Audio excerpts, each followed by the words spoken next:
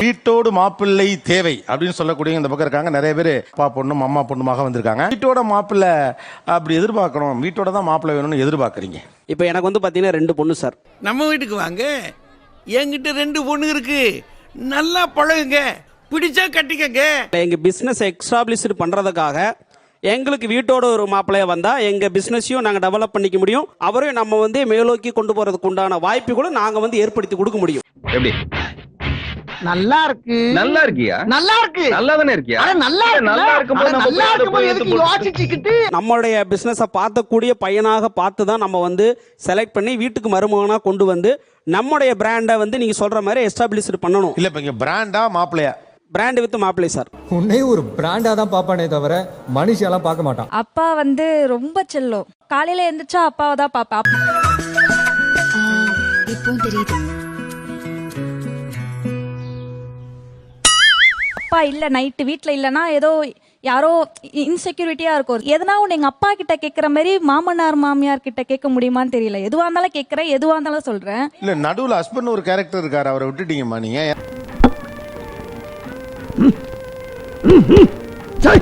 ஆனா அப்பா கிட்ட கேட்குற மாதிரி இருக்காதே கண்டிப்பா. நீங்க சொல்றத பார்த்தா அப்பாட்ட சொல்றத வீட்டுக்கார்ட்ட சொல்ல முடியாது. அவர் வீட்டோட மாப்பிள்ளையா இருந்தா மட்டும் எப்படி சொல்ல முடியும்? அவரால பேசவே முடியாதுல்ல ஹஸ்பண்டால. ஓஹோ, கதை இப்படி போகுதா? இப்போ நான் என் பொண்ணுக்கு என்னென்ன சீர்வரிசை செய்ய போறேனோ மொத்தமே நான் கம்ப்ளீட்டா செய்ய போறேன். செஞ்சு அவரை உங்க வீட்டுல தானே வச்சுக்க போறீங்க. எப்படி பேசினாலும் கேட்டு போடுறானே. அது எனக்கு வெளியவே போகாதுல்ல, நான் செய்ய வேண்டிய நகை. அப்ப அது நேரா சொல்றேன். அப்ப ஏன் இத இவ்வளவு அழகாவும் சொல்லலாம், காசு வெளியவே போவாதுன்னு நேராவும் சொல்லலாம். அட பாவிகளா, இது வரைக்கும் முள்ள மாதிரியா பாத்திருக்கேன், முடிச்சு வைக்க பாத்திருக்கேன். இது ரொம்ப புதுசா உள்ளதா இருக்கு.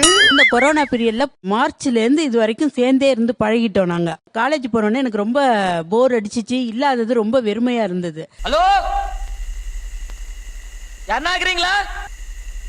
அமைதியாக்குது, ரொம்ப ரொம்ப அமைதியாக்குது, தாங்க முடியல.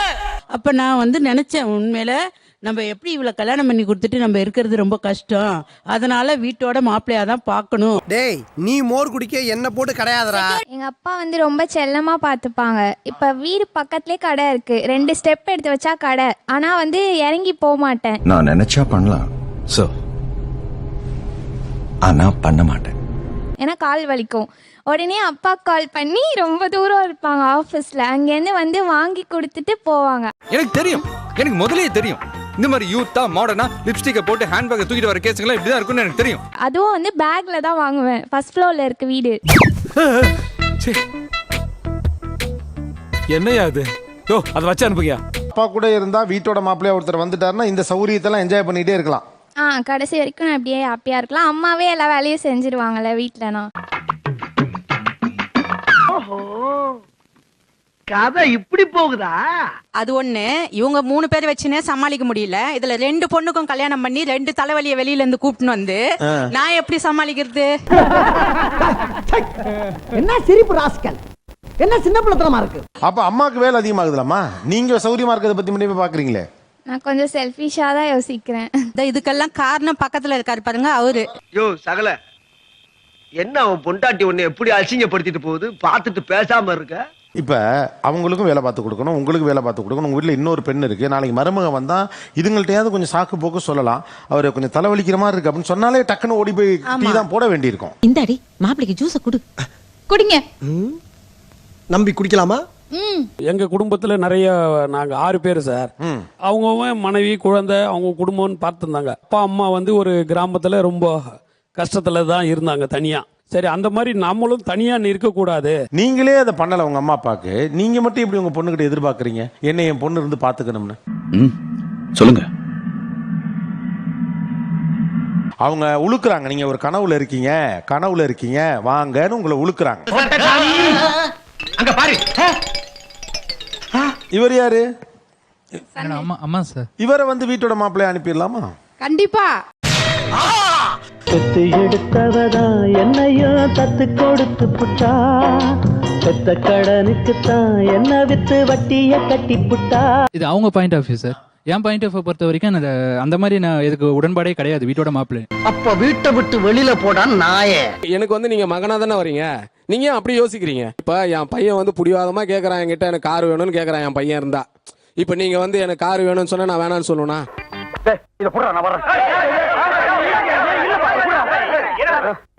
எங்களுக்கு லட்சியம் தான் முக்கியம். என்ன உடம்பாட்டேமா அம்மா வந்து என்னை வந்து கடைக்கு போயிட்டு வான்னு ஒரு தடவை சொல்லி அனுப்பிச்சாங்கன்னா ரிட்டர்ன் என்ன பண்ணுவாங்கன்னா வந்ததுக்கு அப்புறம் சடனா போய் இது டக்குன்னு இல்லடா போய் டக்குன்னு வாங்கிட்டு வாடான்னு சொல்லுவாங்க. இதுவா மாமியார் வீட்டில் இருக்கும்போது நம்மள வந்து அந்த அளவுக்கு புஷ் பண்ணி எந்த வேலையும் வாங்க மாட்டாங்க. தம்பி கடைக்கு போக முடியாமல வீட்டோட மாப்பிள்ளையா போறேங்கிறீங்க? பிகாஸ் பேசிக்கலி ஐ எம் சோம்பேறிங்க. ஒரு வீடு, அந்த வீட்டில் 2 பொம்பளை பிள்ளைங்க, அவங்க வீட்டில் மெடிக்கல் எமர்ஜென்சி. அந்த நேரம் மாத்திரை வாங்க ஆள் இல்ல, நான் மாப்பிள்ளையா போறேன். ஆகா, உனக்கு பாரு பாயிண்ட் மேல பாயிண்ட் கிடைக்குது. ஆமாண்டா, இந்த மாதிரி பாயிண்ட் மேல பாயிண்ட் புடிச்சு சித்தப்பான ஒரு மெகா சீரியல் ஆரம்பிச்சு எல்லாரையும் காலி பண்ற பாரு. முதல்ல கடைக்கு போக முடியாம மாப்பிள்ளையா போறேன் என்ன, இப்ப மாத்திரை வாங்குறதுக்காக மாப்பிள்ளையா போறேன் என்ன. என்னதான் பொண்ணு கிடைக்கலனாலும் இந்த லெவலுக்காடா போவீங்க? கண்டு விட்டாளையா, சூச்சமத்தை கண்டு விட்டாளே. ஒருத்தர் வீட்டோட மாப்பிள்ளையா போறாருன்னா அப்படி போறதுனால தப்பு இல்லைன்னு தோணுது. இது அது அவருக்கு ஒரு ஆப்பர்ச்சுனிட்டியா தான் பாக்குறேன். மாமனார் வீட்டுக்கே நீங்க போயிடுறீங்க, 10 பேர் இருக்காங்க அந்த இடத்துல. உங்க மாமனார் வந்து ரொம்ப ஒரு மாதிரி இன்சல்ட்டிங் வேர்ட்ல உங்களை வந்து திட்டிடுறாருன்னு வச்சுக்கோங்களேன். அப்போ நீங்க அதை எப்படி கடந்து போவீங்க? இந்த இடத்துல நான் வந்து வருத்தப்பட மாட்டேன். நான் அந்த இடத்துல இருந்தா இதுக்காக நான் வெக்கப்பட மாட்டேன், வேதனைப்பட மாட்டேன், துக்கப்பட மாட்டேன், துயரப்பட மாட்டேன்டா. தங்கச்சியோட மாப்பிள்ள உங்களை கேக்குறாரு, டேய் நீ எல்லாம் என்னடா பேச வந்துட்ட, நீ வந்து வீட்டோட மாப்பிள்ள தானே. 3ஆம் கட்ட உறவுகள்ல வந்து நம்ம செல்ஃப் நம்ம சுயமரியாதைக்கு அவமானமா நடத்தினாலும் அதெல்லாம் நம்ம எல்லாம் காதுல போட்டுக்காம, டேய் எவ்வளவு அடிச்சாலும் சொரணை இல்லையாடா? யாராவே சொரணைய பத்தி பேசுறதே நான் தான்டா, நீ இல்லப்பா, ஓ வாய்ஸ் எனக்கு தெரியாதா? இப்படி ஒரு பையனை கல்யாணம் பண்ணிப்பீங்களா? இல்லை சார். ஏன் பண்ண மாட்டீங்க? இந்த மாதிரி அவமானம் பண்ணா நானே கொஞ்சம் யோசிப்பேன். அந்த இடத்துல இருக்க கண்டிப்பாக ஒத்துக்க மாட்டேன். அட பாவியலா, இப்படி தாண்டா அசிங்கப்படுறதுனா வாழ்க்கையில. நான் அவமானங்கிறத அனுபவ ரீதியாக அனுபவிச்சேன் சார்.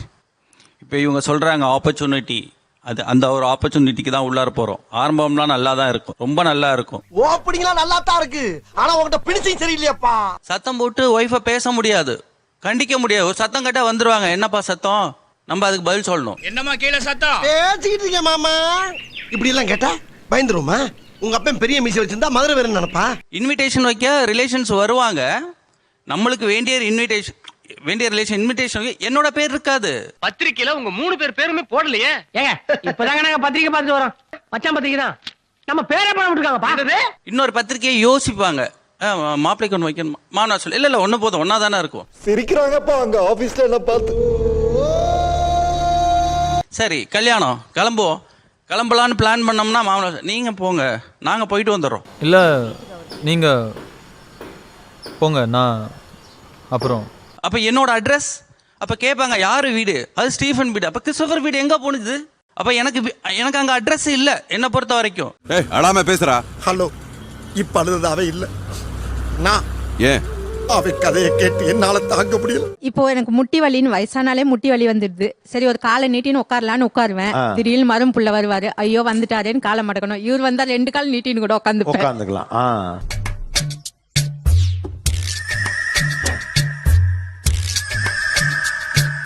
இவங்களாவது பரவாயில்ல, பொண்ணு மரும்புள்ள பேசினா என்னப்பா சத்தம்னு கேக்குறாங்க. இவரு நானும் அவளும் பேசினாலே என்னம்மா சத்தம் வந்துடுறாரு.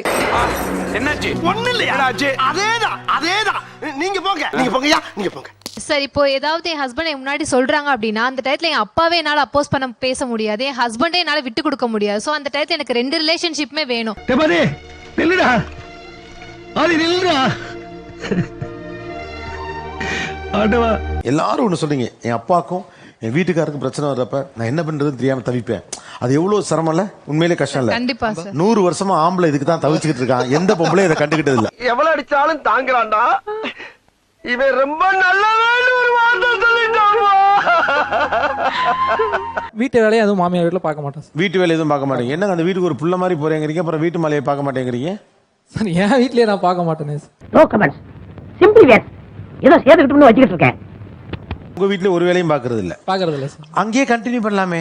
எப்படி நல்லா இருக்கு. நல்லா இருக்கியா? நல்லா இருக்கு. நல்லா தானே இருக்கியா? நல்லா இருக்கும்போது எதுக்கு யோசிச்சுக்கிட்டு?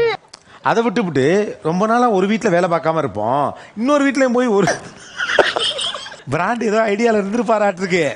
இப்போ ஐயோ நல்ல வேலை தப்பிச்சிட்டோம்டா.